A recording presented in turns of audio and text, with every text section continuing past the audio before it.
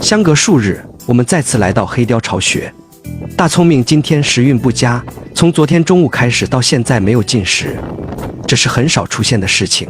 黑雕性凶猛，捕猎本领高强。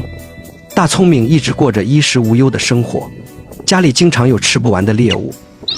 已经是下午2点多钟，还是没有猎物送回来。雕爸到底怎么回事？为啥迟迟不捕猎回来？有叫声传来，大聪明霎时来了精神。是妈妈回来了，可她没有带来猎物，带的是树枝，又是空欢喜了一场。大聪明不像金雕家的丧彪，看起来很听话的样子。他一边伸了伸懒腰，一边叽叽哇哇跟妈妈说着什么。他在告诉妈妈，宝宝肚子很饿，急需要吃东西。自大聪明出生以来，雕妈就不再捕猎，猎物都是由雕爸提供。他已经习惯了在家里等待猎物。他飞出去了，是不是看到大聪明饿得厉害，去捕猎了？看看大聪明，是一脸的期待。妈妈出去久久未归，大聪明太无聊，玩起了树枝。他是饿得厉害，转移一下注意力。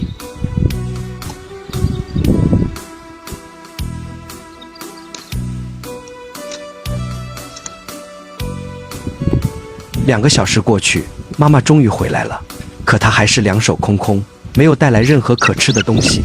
大聪明也是很无奈，今天到底怎么了？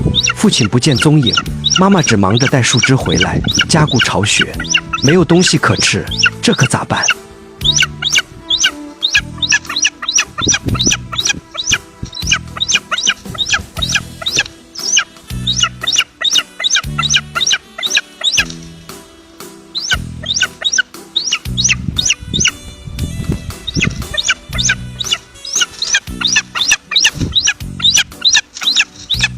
大聪明可怜巴巴地看着妈妈，可妈妈并没有去捕猎的意思，只是呆呆地站着，一点没有着急的样子。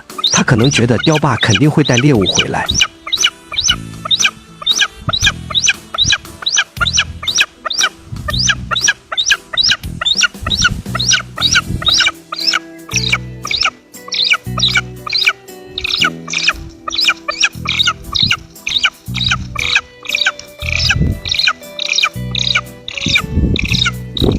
看到妈妈过来了，大聪明乖巧地蹲下来。妈妈平时都是在家里这样陪着他，母子俩感情深厚。听听大聪明叫的声音都不一样了，就像小鸡仔靠着鸡妈妈睡觉发出的声音。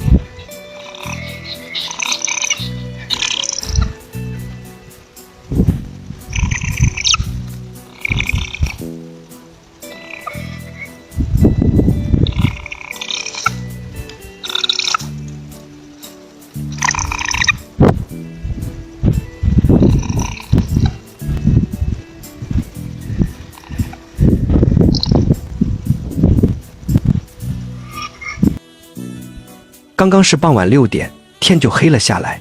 大聪明钻在妈妈身下，享受着母爱的温馨。他已经1天多没有进食，希望他明天能有好运。